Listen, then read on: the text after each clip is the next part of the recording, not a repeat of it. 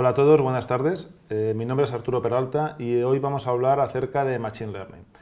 Para ello, hoy contamos con la presencia de Francisco Pascual Romero, que es investigador de la Universidad de Castilla-La Mancha, pertenece al Grupo SMILE. El Grupo SMILE es especialista en tratamiento de Big Data, en extracción de conocimiento a partir de datos de categoría heterogénea. Y aprovechando pues, que hoy estás con nosotros, queríamos tener una pequeña entrevista, coloquio, en el que vamos a hablar de algunos temas que creo que van a ser interesantes pues, para todos nuestros alumnos.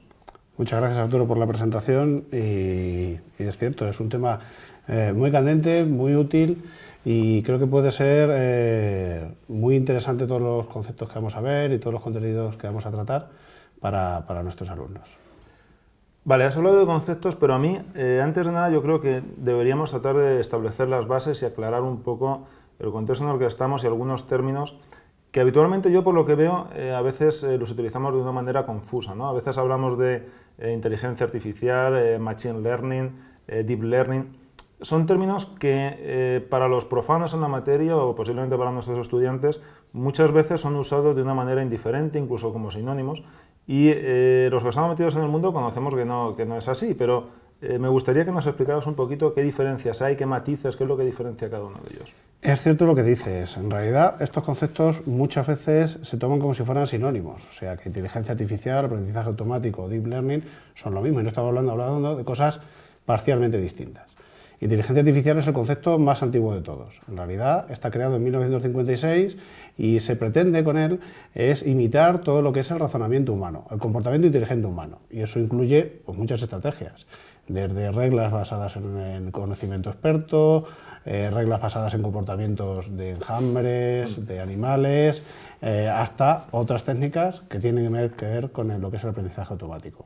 Es decir, inteligencia artificial es el concepto más general. Y dentro de la inteligencia artificial, pues podemos destacar, que es el motivo de la asignatura, que es Machine Learning. Machine Learning son los algoritmos de inteligencia artificial que se basan principalmente en lo que es aprendizaje basado en datos.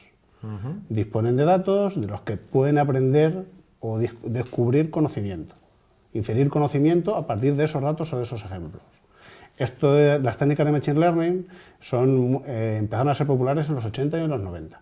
Y ahora es cuando también han tenido un boom, como podemos ver prácticamente si hacemos cualquier consulta en Google. El Deep Learning es algo más reciente. En realidad los problemas de Machine Learning es que había ciertos problemas de dimensionalidad o de disponibilidad de datos. En los últimos años, dado que los ordenadores, la computación ha avanzado mucho, ahora se puede procesar mucho más, ya lo sabes, se puede procesar mucho más que antes, de forma mucho más rápido. Nuestros móviles son muchísimo más potentes que cualquier ordenador de hace 15 años, no digo más. Eso y la disponibilidad de datos, ahora existen grandes cantidades de datos que son disponibles, de sensores, de imágenes etiquetadas, etc. Eso ha hecho que ciertas técnicas, como las de aprendizaje profundo, sean posibles. Son una variación de una de las técnicas de Machine Learning, o sea, es un conjunto del Machine Learning que ha tenido éxito en los últimos años y que se basa en una aplicación de lo que se llaman redes neuronales profundas, que asume la resolución de forma muy eficiente de unos ciertos problemas específicos, muy específicos, y ofreciendo un rendimiento que hay que decir que en esos problemas específicos es muy bueno. Para que el boom comercial es vamos a vender el buen funcionamiento de los algoritmos, pero todo lo demás es un concepto mucho más amplio y a veces perdemos el contexto de la historia, que son bastante antiguos. Claro, sí, digamos que no es algo nuevo, realmente es algo que a día de hoy lo que estamos haciendo es utilizarlo en problemas cotidianos y que hacen que sea ahora cuando vemos el valor realmente que podemos extraer de él, ¿no? Exactamente, hemos visto que algoritmos que se crearon o que se concibieron en los 80 o en los 90 es ahora cuando están demostrando su verdadera potencialidad. Incluso hay algunos algoritmos que ahora son muy populares cuyos creadores pues, ya fallecieron con una alta edad alrededor del año 95, 2000, y que es ahora cuando están siendo famosos, porque ahora es cuando se dispone de datos, se dispone de datos de internet, se dispone de fuentes abiertas, se dispone de datos para que puedan ofrecer buenos resultados. De acuerdo.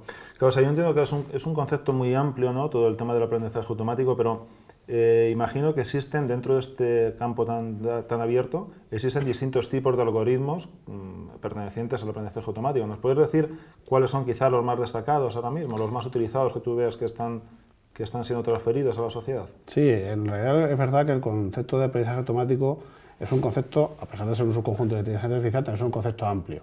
y hay que acotar muy bien cuáles son los problemas que se pueden afrontar con cada tipo de aprendizaje automático. Por un lado tenemos posiblemente el más popular, que es aprendizaje supervisado.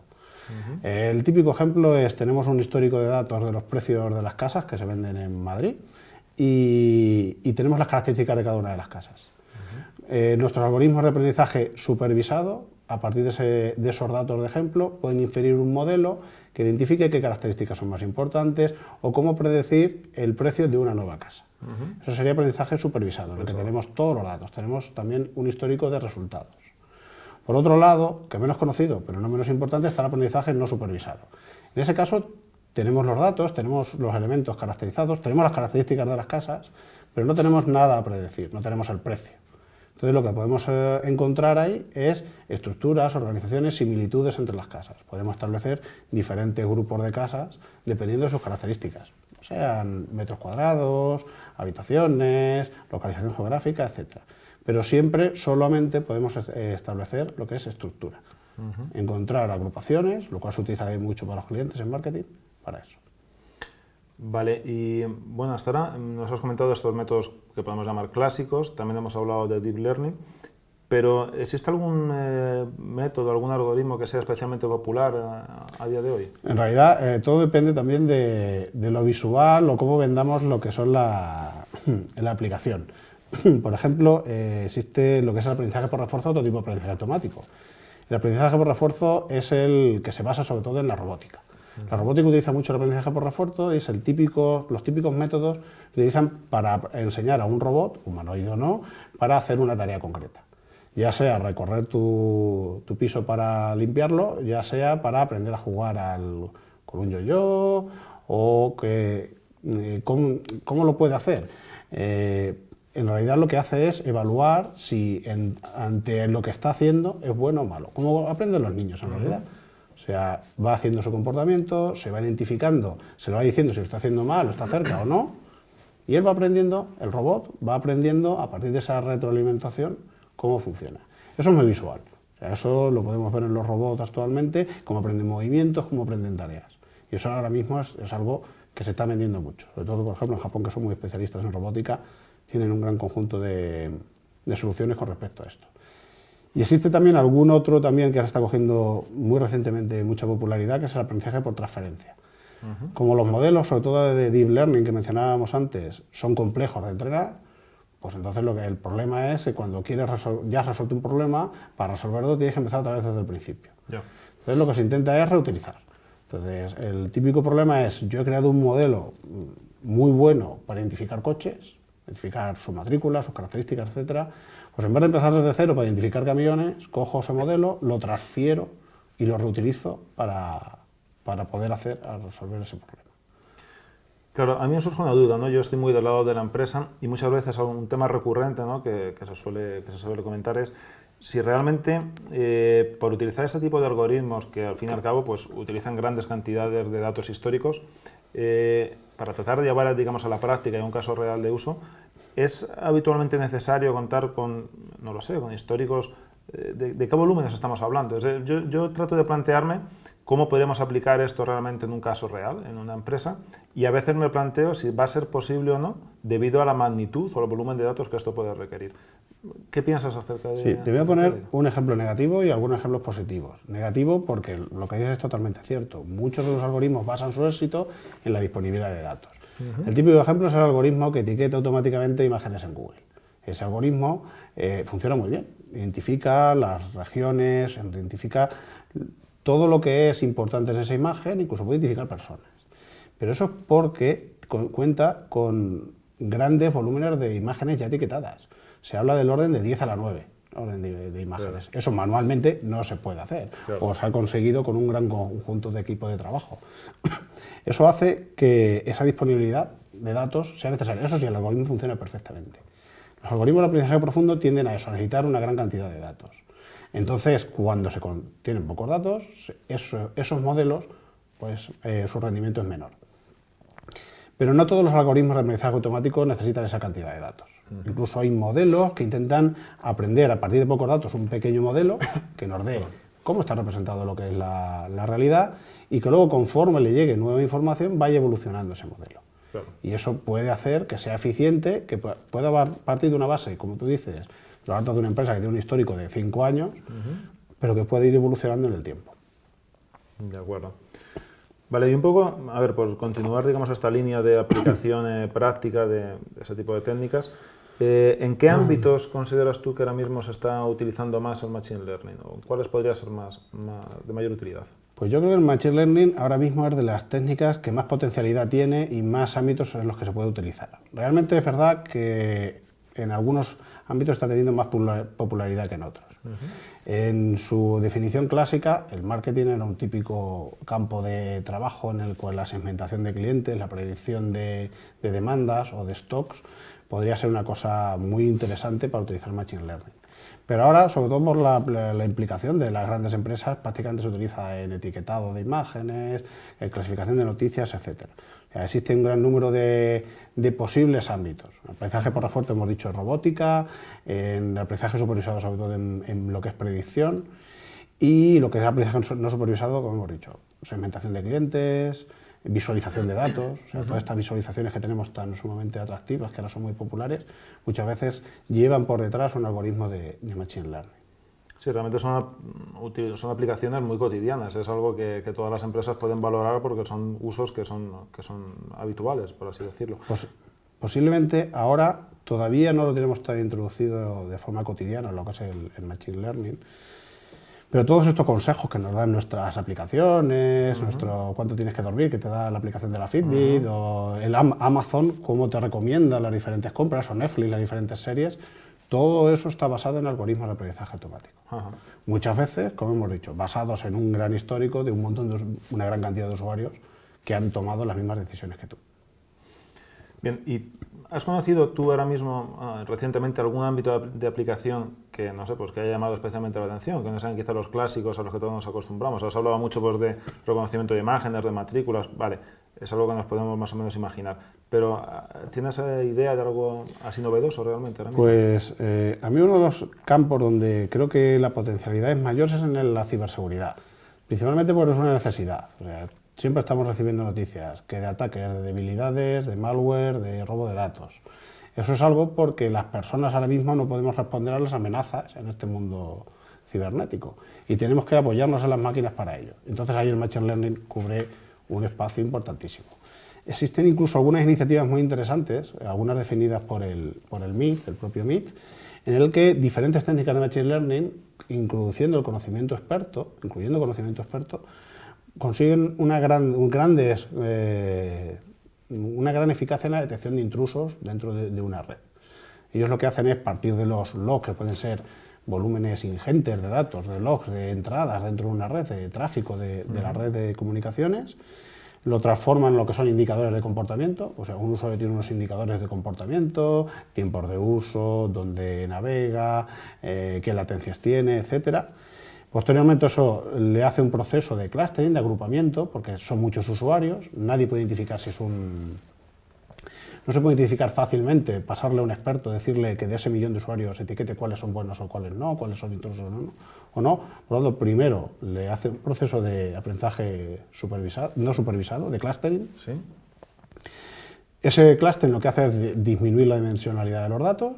De ahí lo que hace es ofrecerle al experto, en vez de 1 millón de usuarios, le ofrece 100 usuarios que él tiene que etiquetar como intrusos o como comportamiento normal. Y posteriormente, una vez que los tiene etiquetados, ya podemos pasar a un aprendizaje supervisado en el cual se crea un modelo que permite identificar qué características determinan que un usuario, un comportamiento, es de un intruso. Bien, es un ejemplo de lo luego fascinante, ¿no? Lo que ocurre es que, claro, bueno, también has dicho algún ejemplo realmente, de caso de aplicación de uso más cotidiano, ¿no? Del día a día. Por ejemplo, hablar de estas pulseras pues, que te dicen y te recomiendan cuál es la recomendación de la actividad que tienes que hacer durante el día. Además, ¿hay alguna aplicación más así del día a día que a ti se te ocurre ahora mismo en el que veamos que...? Una de las cosas que más se está hablando, aunque eso todavía no es muy cotidiano, es el coche autónomo.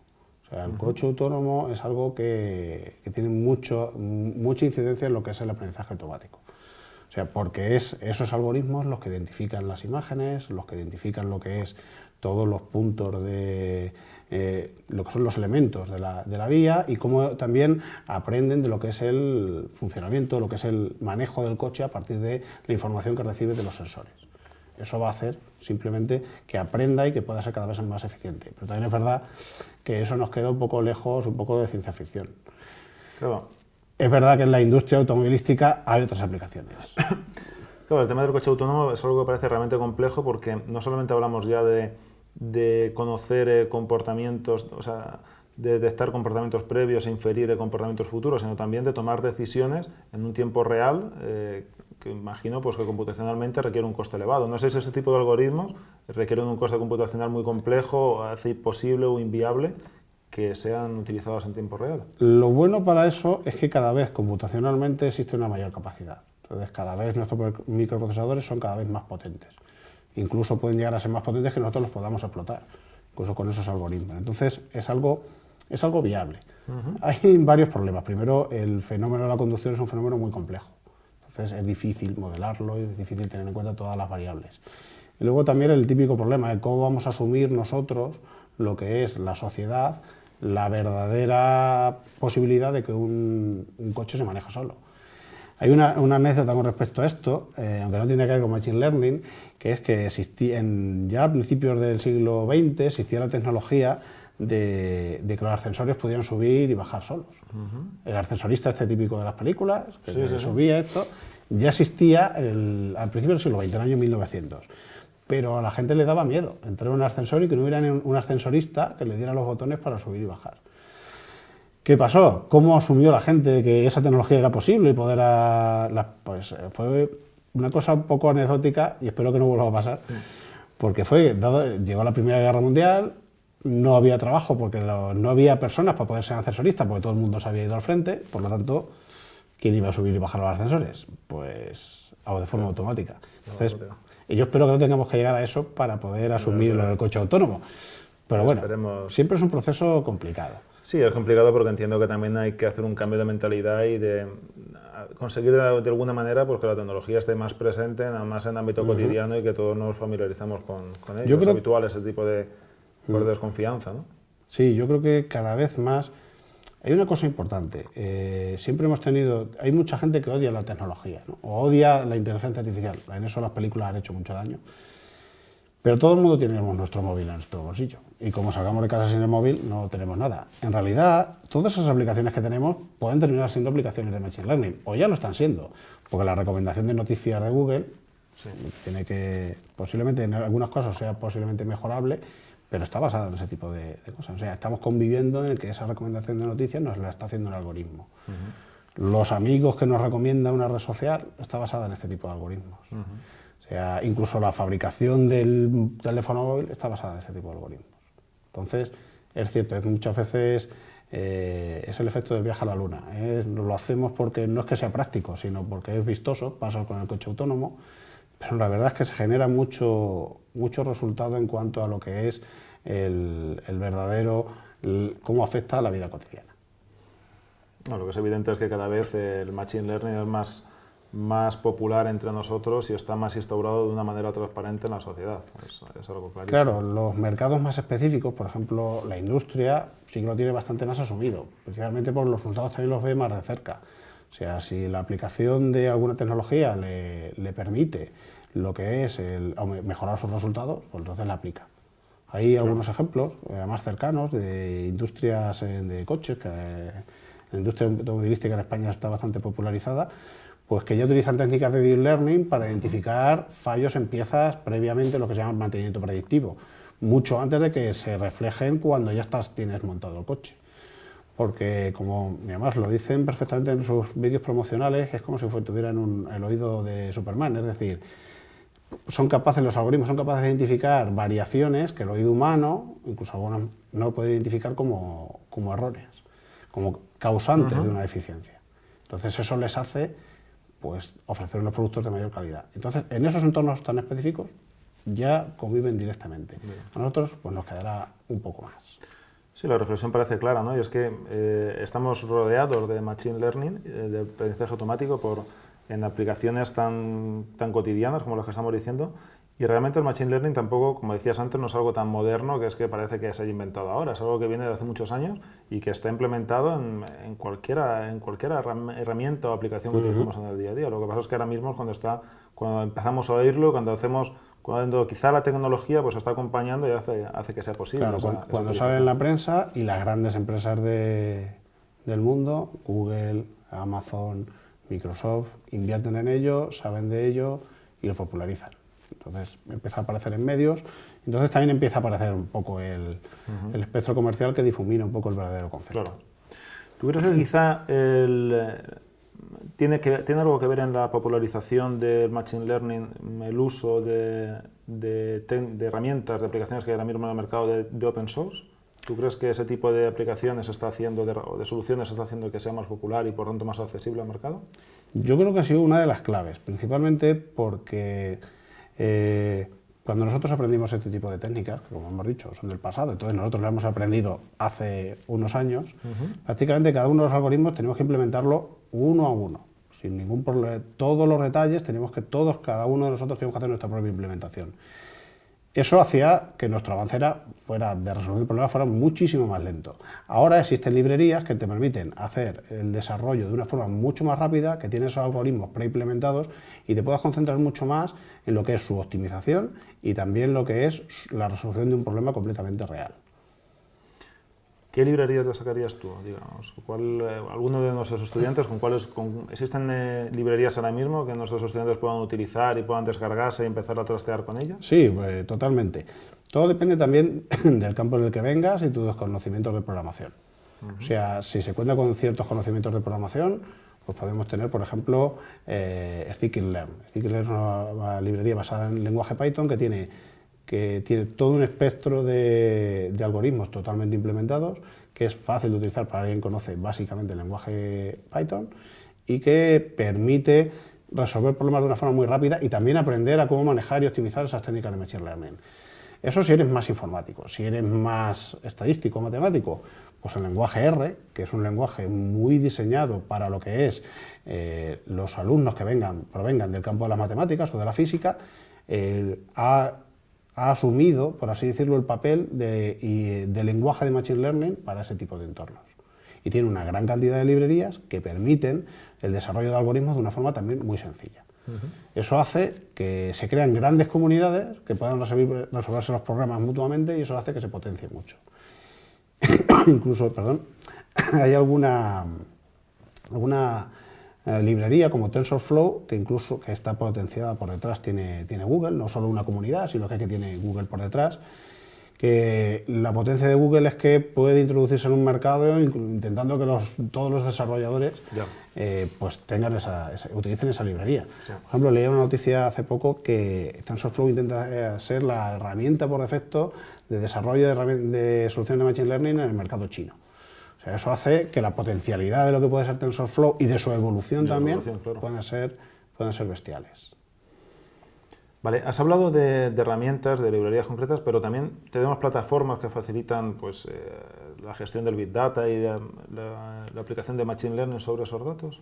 Sí, en realidad ahora mismo las grandes empresas han apostado, no voy a decir porque sería quizá muy pretencioso que son empresas de Machine Learning, porque no, por ejemplo Amazon no creo que la identifiquemos con Machine Learning, pero son empresas que han apostado mucho por ello. Amazon tiene su plataforma de Machine Learning, Microsoft tiene su plataforma Azure con Machine Learning, Google tiene no solo TensorFlow para más programadores, sino también Prediction API, IBM tiene Watson, algunas son públicas, algunas te permiten unas licencias de uso no comercial para aprender suficientemente amplias, en fin. La importancia del Machine Learning como servicio se ve porque esas empresas, que ahora mismo son las máximas empresas del mundo, apuestan por este campo y apuestan mucho por este campo. Vale, lo que ocurre es que tenemos un abanico tan amplio que a veces es difícil seleccionar cuál es la más adecuada para nuestra empresa, ¿no? Entonces, ¿de qué depende la elección? ¿Cuál recomendación se podría hacer para una empresa determinada? No lo sé, depende del ámbito de la empresa, de su tamaño, de su presupuesto, del sector al que se dedique. ¿Cómo se tendría que hacer esa elección? Y si recuerdas, cuando nosotros aprendimos este tipo de técnicas, al final nosotros teníamos pocas opciones. Es decir, teníamos la especificación del algoritmo que había hecho el autor y teníamos que implementarla nosotros. Ahora hemos pasado totalmente a lo contrario. Ahora tenemos una gran cantidad de herramientas y tenemos que elegir. Sí. Antes he mencionado que para un programador es muy natural utilizar librerías basadas en Python, TensorFlow, Scikit-learn. Para un matemático, MATLAB o R pueden ser sus herramientas típicas. Y también hay que tener en cuenta que es importante, pues se puede ser científico de datos sin ningún conocimiento en informática, con conocimientos con gente que no proviene de la informática. Y para eso hay plataformas que lo facilitan mucho. Yo quiero destacar, por ejemplo, VicML. VicML es una herramienta, es una plataforma de una empresa con que reside en Oregón, pues tiene sus sedes en Valencia y además es español el CEO. Su principal potencialidad es su usabilidad y su gran disponibilidad. O sea, hace muy fácil lo que es la utilización de ciertas técnicas de aprendizaje automático, bien sea no supervisado, con clustering, detección de anomalías, análisis de cesta de la compra, o supervisado, que va desde árboles de decisión, o sea, inferencia de reglas a partir de datos, hasta lo que son redes neuronales o regresión logística.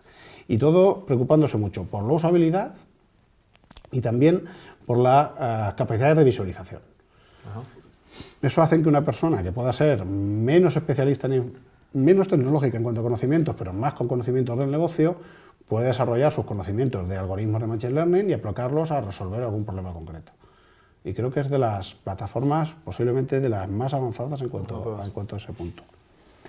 Vale, y otra cuestión también, a ver, estabas hablando antes de que tenemos herramientas, incluso lenguajes, que van orientados al perfil del científico de datos que lo vaya a manejar. Por ejemplo, decías que R pues, va muy orientado pues, a matemáticos, a estadísticos, tampoco requiere unos grandes conocimientos de programación, y así con los distintos tipos de tecnologías que hemos hablado. Pero, entonces, yo entiendo que el perfil del científico de datos es alguien con carácter multidisciplinar, ¿no? Que puede provenir de distintas áreas, pero aunque sea un perfil multidisciplinar, ¿qué es lo que debe tener ese perfil realmente? ¿Qué conocimientos debe tener? ¿Qué habilidades?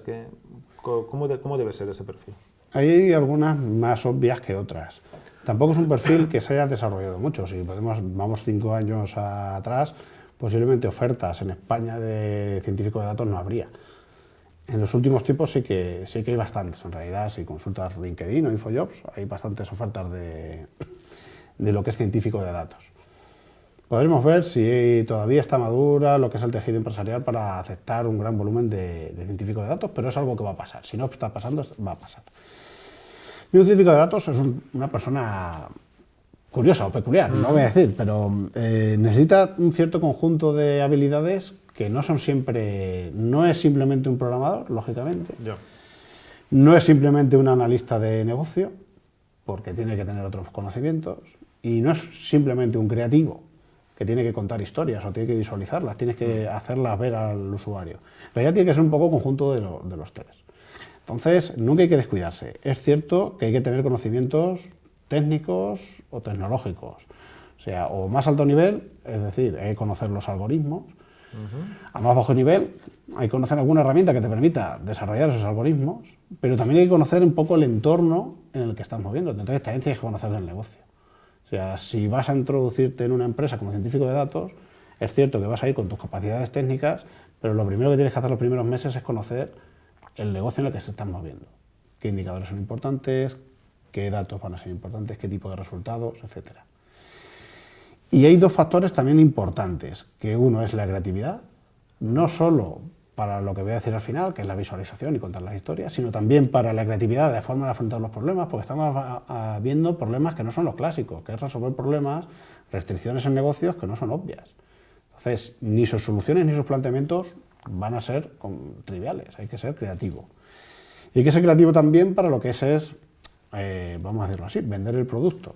Puede ser así, se dice mucho lo que es el storytelling, es decir, contar la historia en base a datos.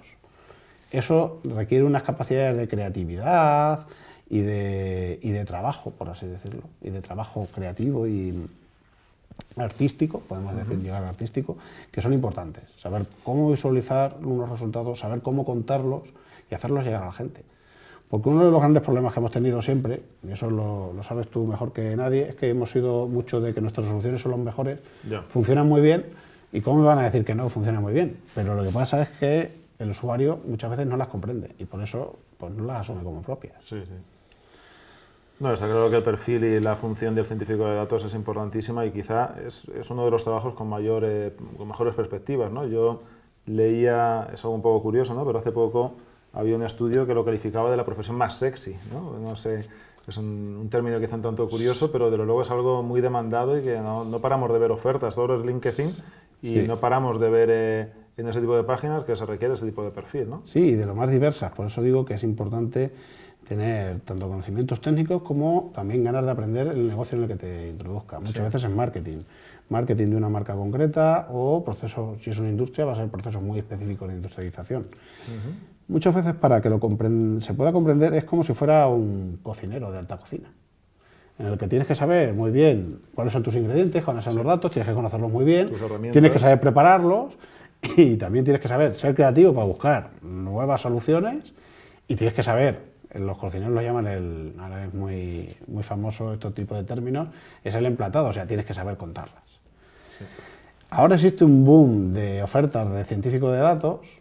Yo creo que se mantendrá porque aquí en España siempre vamos un poquito por detrás, en un par de años, con respecto a la tendencia en Estados Unidos. Y en Estados Unidos cuando se ha visto hace un par de años ya se veía, este es el trabajo más sexy, con más dinero posible. Pero es verdad que la potencialidad es muy alta. La potencialidad es muy alta. Es algo que aprender ese tipo de técnicas te permite resolver un tipo de problema que incluso nunca nos hemos planteado.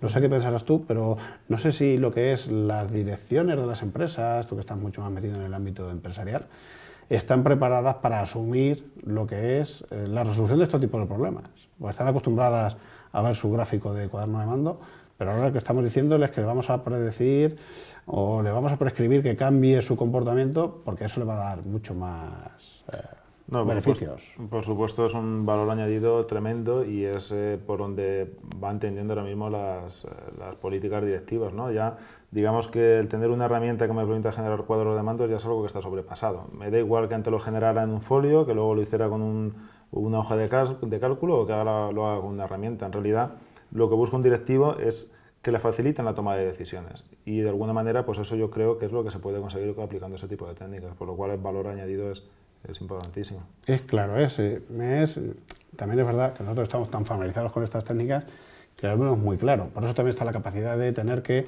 venderlo. Ahora existe mucha polémica sobre la interpretabilidad de los modelos. En realidad eso es un problema que ha existido desde siempre. Han existido modelos que son cajas negras, pasa mucho en las redes neuronales, y otros modelos mucho más aplicativos que son árboles de decisión, que son reglas. Es decir, si llueve y hace viento, no saques el paraguas. Una regla de conocimiento básica, ¿no? Sí. Pues eso basado en datos, o sea, basado en las veces que se te ha partido el paraguas. Pues eso, claro, es un modelo muy interpretable, pero ahora es verdad que para obtener grandes rendimientos en cuanto a predicción, muchas veces los modelos son muy de caja negra, muy de fuerza bruta. Y ahora se ha retomado otra vez el debate en este tipo de ámbitos en cuanto a buscar cuáles son los temas que van a hacer que nos convenzan que esto es verdad. Un ámbito muy típico de esto es la medicina. La medicina, existen muchísimos sistemas, en los 80 eran basados en expertos, ahora mucho basado en datos, que te pueden hacer diagnóstico de enfermedades diversas. Pero el problema es que muchas veces te dan o una probabilidad, que puede no significar nada, o te dan un dato que puede ser verdad, pero no te dan la explicación. Entonces, vale, usted tiene esta enfermedad. ¿Por qué? Pues mira, es que me lo ha dicho el sistema informático. Sí.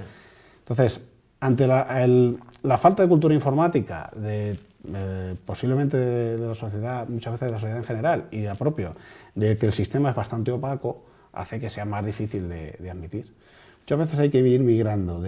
Hemos oído mucho, somos muchos los muy especialistas de dar la solución de por sí, y tenemos que ser más comprensivos con quien nos va a utilizar. Claro. Es decir, decirle, bien, esta puede ser la solución, dime qué piensas tú sobre mi proceso de razonamiento, entonces yo aprenderé de ti, tú aprenderás de mí y entonces iremos. Más colaboración que imposición. Tiene que ir acompañado de un proceso consultivo que implique pues eso, toma de requerimientos y reconocer digamos, qué preocupaciones y dónde realmente vas a aportar valor con una solución de ese estilo en un ámbito empresarial. Sí, ahora mismo en los sistemas clínicos, y retomando el tema de la medicina, son tan sumamente comunes que a veces los médicos te dan un diagnóstico en base a un sistema del ordenador que te ha medido ciertos parámetros. Ya. Pero tienes que profundizar mucho para saber por qué te ha dado esos datos. A veces en la hoja que te da como resultado están esos datos, pero claro, no los sabes interpretar porque nadie te lo ha enseñado. Muchas veces O sea, conociendo este tipo de algoritmos, ya sabes por qué te han dado la decisión. En realidad, lo podemos ver por qué nos han recomendado una serie en Netflix que hemos visto, que no hemos visto, por qué nos recomiendan un producto en Amazon, aunque es verdad, siempre existen sesgos en cuanto a patrocinios y demás, pero cuando tú comprendes cómo funcionan estos algoritmos, también empiezas a ver la lógica detrás de ellos. Y quizás eso también es un proceso de alfabetización de la propia sociedad. Es importantísimo. Yo creo que cambiar esa cultura y ser conscientes de que las decisiones pueden ser tomadas a partir de valor que tienen los datos, pues es un hecho importante. En cualquier caso, claro, antes me preguntabas que cómo veo yo esto en el ámbito de la empresa, y yo creo que poco a poco vamos entrando pues, en el uso de ese tipo de técnicas. Pero no hay que negar el hecho de que sigue existiendo un sector no afín o que le cuesta pasar por el aro y comprender los beneficios. Es algo que yo veo en el día a día, pero ¿cómo crees tú, cómo intentarías tú tratar de explicar los beneficios del Machine Learning a un colectivo, a una persona que sea totalmente profano en la materia y que odie, digamos, la tecnología y la computación y todo ese tipo de términos? Yo creo que es un problema importante el que mencionas, sobre todo porque exige, quizá, o hacemos exigir ciertos conocimientos que no deberían ser así. Ya. Pero voy a mencionar una cosa que me he dicho anteriormente. En realidad, cuando tenemos nuestro ordenador, con nuestro teclado de 105 teclas, nuestra pantalla y demás, hay mucha gente que no tiene un ordenador, no tiene ni un portátil, que es algo más manejable. Pero ¿cuánta gente tiene un teléfono móvil? ¿Qué ha pasado para que todo el mundo tenga un teléfono móvil? Para que todo el mundo tenga una aplicación como WhatsApp, muchos eran reacios a tener cualquier aparato. Ahora tienen un ordenador, prácticamente todo el mundo tiene un ordenador en la mano. Sí, sí, sí. Posiblemente ese es el ejemplo que hay que seguir, es decir, cómo podemos hacer visible este tipo de técnicas y tecnologías al usuario normal. Posiblemente es introduciéndolos de forma silenciosa dentro de la vida cotidiana. Voy a poner un pequeño ejemplo. Ahora hay muchas aplicaciones que registran tu actividad, no ya solo física, sino lo que haces, tu agenda, cuántas horas has trabajado, tus interrupciones, etc. Pues una típica aplicación que puede ser muy útil y eso le va a hacer ver al usuario antitecnológico cuál es la utilidad, porque yo creo que no es antitecnológico, que quiere ver mucho más la utilidad, mucho más tangible. Eso es. A partir de esos registros, esos algoritmos de Machine Learning pueden aprender tu comportamiento, pueden ver que otra gente ha hecho otros comportamientos y puede recomendarte, oye, que ya has trabajado mucho, normalmente cuando empiezas a trabajar mucho, normalmente luego bajas o tienes problemas de salud, o tienes problemas, descansa. Lo mismo pasa con la actividad física.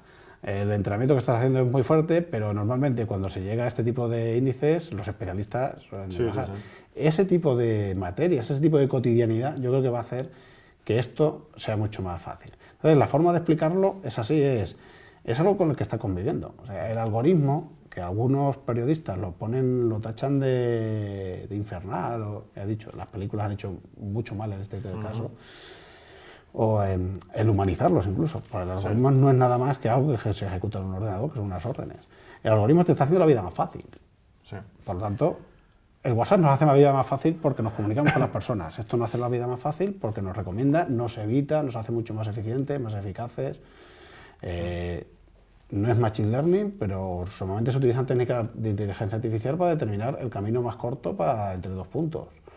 Ahora tú puedes identificar con tu móvil, preguntarle cómo llegar a algún punto de tu ciudad y él con un algoritmo de inteligencia artificial te identifica. Eso te va a ahorrar camino. Eso te va a ahorrar. Sí, yo creo que la clave de lo luego es tratar de explicar de una manera más sencilla pues, los usos cotidianos en los que se puede aplicar estas técnicas, ¿no?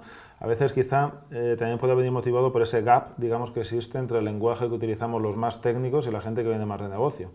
Pero yo creo que utilizando pues, una serie de ejemplos y tratando de explicar que la tecnología en sí no... lo que tenemos que hacer es utilizar la tecnología con un fin, no centrarnos únicamente en su uso y en vanagloriarnos de utilizar una serie de términos que a veces incluso son confusos, ¿no? Totalmente de acuerdo.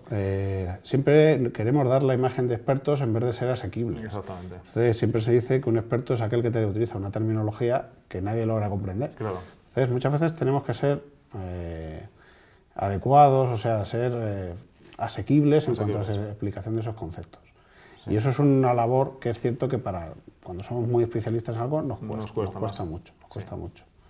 También otro de los problemas es considerar lo que es la tecnología como un fin en sí misma. O sea, el algoritmo elevado a las más altas, al más alto trono que toma todas las decisiones. En realidad es mucho más el enfoque más colaborativo que impositivo. Es decir, no es la dictadura del algoritmo, sino es trabajar con el algoritmo.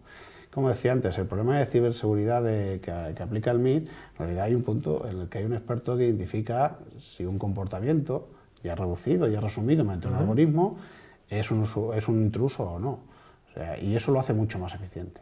O sea, si dejáramos al algoritmo tomar las decisiones de forma automática, ofrecería un buen rendimiento, pero posiblemente no tan bueno. Y eso también el que hace el algoritmo tiene que ser consciente de él. Claro. O sea, no puede estar de espaldas a lo que es el usuario.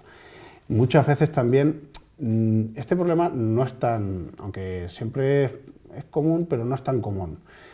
Porque siempre existe un problema que hablábamos antes, que es la disponibilidad de datos. O sea, para resolver un problema no siempre se dispone de todos los datos que necesitas para aplicar un algoritmo de este tipo y tienes que recurrir al experto para que te supla este conocimiento. Exactamente. Y eso, pues, esa combinación de personas, de conocimiento, de disciplinas, es la que va a sacar la máxima potencialidad de este tipo de cosas. Tiene que ir unido, está clarísimo. Sí, a ver, yo creo que queda claro, los beneficios del Machine Learning yo creo que son evidentes, pero ¿tú crees que existe algún riesgo asociado al Machine Learning? Existe un riesgo principal, y un riesgo que está en su propia definición, que es sobre todo en algún tipo de algoritmos que necesitan un gran volumen de datos o que dependen mucho de los datos, es los sesgos que puede aprender. El algoritmo no va a aprender mucho más de lo que pongan esos datos. Si esos datos aprenden algo que es incorrecto, los mismos resultados van a ser incorrectos. Y o esos datos los vamos a aplicar con un sesgo, pues entonces ese sesgo va a estar ahí. Si ese algoritmo ha aprendido que hay que vender más estos productos que otros, lo va a hacer. Yeah. O sea, y eso normalmente además que queda oculto. Normalmente los sesgos están ahí, nadie te dice que esos algoritmos han aprendido con esos sesgos, pero existen. Entonces, en este tipo de tecnologías no deja de ser necesario el asunto de la ética, pero como en cualquier disciplina científica. O sea, de la misma forma que en la medicina o la psicología, pues aquí también existe un cierto tipo de ética que tú tienes que cumplir ciertos estándares en cuanto a lo que estás ofreciendo. Los sesgos ahora se están viendo, siempre son un tema muy popular porque hay algoritmos que lógicamente, que no voluntariamente han tomado ese tipo de sesgo y de forma autónoma pues toman malas decisiones. Hay algoritmos, por ejemplo, en YouTube que han censurado ciertos vídeos y otros no, porque identifican ciertas características que les son censurables, mientras que otros que sí lo deberían de ser, no. Es un constante aprendizaje. O sea, los algoritmos no son diferentes a lo que es una persona humana en cuanto a aprendiendo. Tiene que aprender de nuevas situaciones, se adapta, pero también puede tener errores. Sobre todo en contextos muy abiertos, como pueden ser las imágenes. Claro, si ponemos los ejemplos, la típica confusión con esto es que pensamos que todos los algoritmos son como los que juegan al ajedrez o juegan al Go, que son muy buenos, son muy eficientes y eso superan a todos los humanos. Pero hay que tener en cuenta que tanto el ajedrez como el Go son entornos completamente cerrados con unas normas. Sus posibilidades pueden ser infinitas, pero hay unas normas muy acotadas. Lo que puede aparecer en un vídeo, no puede aparecer en un vídeo, puede ser incluso muchísimo, es mucho menos acotado. No, está claro, es evidente. Bueno, y pensando quizá un poco más a qué es lo que va a ocurrir en el futuro, si nos centramos en el medio plazo, quizá en 5 años, ¿cómo crees tú que habrán evolucionado las aplicaciones por el uso del Machine Learning? ¿Qué tipo de aplicaciones veremos o cómo habrán mejorado? ¿Cómo lo ves tú en un futuro? Yo creo que seremos aplicaciones más realistas y que resuelvan problemas. Hay un típico ejemplo. Ahora se vende mucho el que está basado en algoritmos de Machine Learning para identificar lenguaje natural, son los chatbots. Entonces, mucha gente que identifica o vende que ha hecho el último chatbot y ahí puedes poner cualquier cosa. Búsqueda de trabajo, consejeros matrimoniales, búsquedas legales, etcétera, etcétera. En realidad eso es un error. O sea, tú no vendes el chatbot, tú lo que tienes que vender es la resolución de un problema. O sea, entonces tú tendrás una aplicación, sea chatbot o no, que permita a los abogados buscar de forma mucho más eficiente en los documentos legales. O que a partir de una consulta, simplemente de la descripción del caso, te identifica aquellos que son los más relevantes que te pueden servir. Eso es resolver un problema. Luego, que la interfaz sea un chatbot en el que escribes una interfaz táctil que selecciones 3 preguntas, Eso es lo de menos. Es lo de menos. Es lo de menos. Lo importante es resolver problemas. Y yo creo que yo soy optimista por naturaleza. Entonces, espero que tendamos a eso, tener menos boom comercial, menos boom de prensa, los conceptos algo más claros, más, todo por así decirlo, más alfabetizado en este tipo de temas, aplicaciones más cotidianas, más realistas, quizás menos rimbombantes, aunque siempre existirán, porque habrá que vender y demás, pero sobre todo que resuelvan problemas.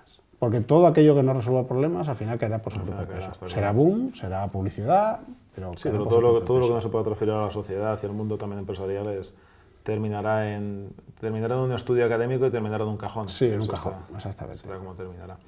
Vale, y ya que hablas de chatbots y a largo plazo, ¿tú crees que en un futuro quizá más lejano llegaremos a poder tener máquinas pensantes de modo autónomo, o eso pertenece a Matrix y a la ciencia ficción? Como he dicho, han hecho mucho más las películas en este tipo de conceptos, y eso ha hecho que incluso la inteligencia artificial, que era un concepto muy popular en los años 60, 70, pues luego, como no ha cumplido las expectativas, dejó de ser popular hasta que ahora ha vuelto a ser popular, que cumple más expectativas. Claro. Entonces, hay que también superar esos mitos y leyendas que rodean. La máquina pensante, hay que tener en cuenta que ahora no estamos hablando de eso, estamos hablando de una inteligencia artificial que resuelve ciertos problemas en ciertos contextos. Y eso seguirá siendo la evolución. O sea, más bien colaboraremos con ellos, más bien que nos sustituirán. Porque es cierto, ahora vemos robots, vemos toma de decisiones, parece siendo muy avanzada. Muchas veces te paras a pensar y ves que es mucho más simple cómo tomamos las decisiones los propios humanos con respecto a lo que hacemos. Sí, sí. Entonces, muchas veces no son tan diferentes, pero yo creo que veo mucho más una colaboración que una máquina pensante. Una máquina como tal. En realidad pensarán, o sea, toman sus decisiones en base a datos, en base a sus inferencias, aprenden de los datos, aprenden a tomar decisiones en cuanto a comunicación, pero lo que está claro es que estará siempre dentro de un contexto. Sí, dentro de un contexto y será más bien una herramienta de apoyo, será algo que te podrá facilitar esa toma de decisiones para que sean de un modo más guiado y de un modo más adecuado, claro. Más correcto. Es cierto que lo que da publicidad, y podemos volver al tema en el que Machine Learning tiene mucha aplicación, que es la conducción autónoma, que lo que vende, y está muy claro que puede ser muy útil, es la conducción completamente autónoma. O sea, aprender cómo se conduce y cómo interactuar con un entorno más o menos complejo, que tienes que identificar la imagen, los diferentes matices, todos los sensores de lectura. Pero está claro que va a ser mucho más fácil para aplicar en la sociedad, incluso para su aplicación real en breve, es una conducción mucho más asistida, que en realidad puede conseguir los mismos beneficios, que es reducir, ojalá, a cero los accidentes de tráfico. Al final es eso. Entonces, ahí se ve el equilibrio. Muchas veces lo que se busca es el asunto de buscar algo completamente autónomo, es un afán que no deja de ser, es respetable. Es un afán de publicitario, incluso comercial, sí, que te puede dar buenos productos. Yo siempre lo comparo con el asunto del viaje a la Luna. O sea, el viaje a la Luna es algo que da mucho publicidad, es un reto, genera mucho conocimiento, genera mucha tecnología, toda esa tecnología es muy aprovechable, pero el producto en sí tampoco se queda ahí y posiblemente dentro de muchos años se pueda ser aprovechable. Posiblemente. Vale, nos hablabas de cómo ves, digamos, el futuro a 5 años, pero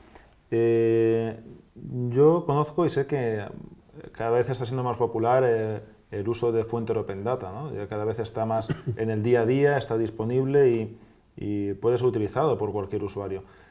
¿Tú crees que esa popularización de la fuente de Open Data también van a facilitar de alguna manera su uso con técnicas de Machine Learning? ¿Vamos a poder extraer un conocimiento de valor realmente a partir de estas fuentes? Ese tipo de fuentes la verdad es que ha ayudado mucho a lo que es el desarrollo del aprendizaje automático. Muchas veces quizás han sido más promesas que lo de realmente se ha conseguido, pero ese tipo de fuentes estadísticas, ese tipo de conocimiento abierto o datos abiertos ha conseguido que se hagan buenas aplicaciones de este tipo de algoritmos y además verdaderamente útiles. O sea, por ejemplo, hay datos de tráfico, incidencias de tráfico de comunidades como Euskadi o algunos países como Inglaterra que publican todas las incidencias de tráfico y eso ha permitido crear aplicaciones no inteligentes, pero también aplicaciones inteligentes que permiten predecir el número de accidentes según qué circunstancias, poder rebalancear lo que es la disponibilidad de recursos con respecto a esos accidentes, etcétera. También es verdad que eso depende del desarrollo que tengan esas fuentes de datos abiertas en cuanto a lo que es el país o los organizadores que las tienen que facilitar. Hay países muy avanzados, los escandinavos, Estados Unidos, especialmente los anglosajones, Y hay países pues, menos avanzados. Nosotros no estamos exactamente entre los más avanzados. Y a veces la fuente de datos abierta del ayuntamiento es simplemente un PDF con los teléfonos. Y de esos poco se puede aprender. También actualmente hay otra corriente que puede ser muy interesante en los próximos años, que tiene que ver con la fuente de datos abiertas, que es lo que es la inteligencia basada en fuentes de datos abiertas, en el Open Source Intelligence. Es decir, utilizar fuentes de datos abiertas en noticias, redes sociales, Instagram, contenidos en Instagram, en Twitter, en Facebook, todo ese tipo de cosas para extraer conocimiento que permita identificar tendencias, identificar posibles crímenes, tendencias políticas, etcétera, etcétera. Entonces, todo ese tipo de herramientas, cada vez que generamos más datos, más permitimos el poder generarlas. Por ejemplo, ahora existe mucho lo que es el análisis de sentimiento. El análisis de sentimiento, que tiene sus problemas, pero permite determinar si un producto o alguna tendencia, sobre todo en eventos significativos, unas elecciones, y pueden predecir, en parte, cómo va a evolucionar el voto para un partido o para otro dentro de unas elecciones. Son muy típicos ese tipo de análisis, sobre todo en las elecciones americanas. Sí. Lógicamente eso tiene sus problemas, no sé cómo lo verás tú, sobre todo desde el ámbito empresarial, porque estamos hablando de problemas completamente muy específicos, por ejemplo el ámbito electoral, o el ámbito de una serie de televisión, el ámbito de un concurso televisivo, que suele ser donde mejor funciona, porque un producto ya es otra cosa. Sí, es complejo porque realmente es cierto que contamos con muchas fuentes de Open Data y que están disponibles para todo el mundo, pero el problema es el que comentabas antes, es que no hay algo homogeneizado. Entonces, una fuente de Open Data puede ser un PDF, como decías, que se sube y bueno, pues está ahí disponible, pero ya utilizar eso de una manera empresarial, que un producto que no trate de resolver un problema ad hoc, sino realmente que sea algo genérico, que pueda ser utilizado de modo escalar para solucionar distintos conflictos, para solucionar distintos problemas, ya es mucho más complejo, ¿no? Eso es un poco la problemática que yo veo con el Open Data en el día de hoy. Sí, además eso hace que si tenemos datos de poca calidad, nos podemos referir a lo anterior, claro, puedan tener sesgos, puedan tener problemas en su producción. Sí. Una herramienta que quisiera comentar, que es el Amazon Mechanical Turk, que permite democratizar, por así decirlo, el etiquetado de datos en cuanto, por ejemplo, sobre todo en cuanto a Twitter, análisis de sentimiento, ese tipo de cosas. Sí. Es una herramienta en la que tú proporcionas tu colección de documentos, de datos, de textos, y haces que la comunidad te los etiquete como positivos o como negativos, te los valore, de una forma totalmente democrática. Tú no sabes quién te lo va a etiquetar. Tú pones un precio a ese etiquetado, tú pagas un precio muy simbólico, pero que existe, y que eso te va a permitir disponer de una base de datos grande, etiquetada, que eso es un problema, sobre todo también en las fuentes Open Data, pero que te va a permitir luego entrenar un algoritmo que te pueda conseguir unos resultados, muy importante, si es posible, óptimos. Pero siempre teniendo en cuenta que corres el riesgo de que no controlas, y eso puede ser bueno o malo según depende del problema, no controlas la audiencia de quien te lo va a etiquetar. Entonces, claro, la aventura. Creo que ha habido problemas en este tipo de casos en cuanto a comentarios, por ejemplo, racistas o feministas o cualquier tipo de fobia, porque si directamente tú aprendes de comentarios así y te lo han etiquetado de esa manera, el algoritmo, pasó con un chatbot de Microsoft, termina manejándose como lo va aprendiendo, como es normal. Perfectamente. Es algo bastante obvio, por otro lado. Bueno, pues muchísimas gracias, Francisco, por esta charla. Para mí ha resultado muy interesante. Y además, bueno, nos has comentado también acerca de tecnologías y de herramientas concretas, incluso de algunas de ellas de uso gratuito, por lo cual yo espero que todos nuestros alumnos pues, estén deseosos de utilizarlas y que ahora mismo pues, estén pensando en descargarlas y empezar a hacer prácticas con ellas. Muchas gracias a ti, Arturo, por las preguntas y por los comentarios, y espero que esto sirva de motivación para el aprendizaje no automático, sino nuestros alumnos dentro de este tipo de técnicas. Seguro que sí. Muchísimas gracias. Muchas gracias.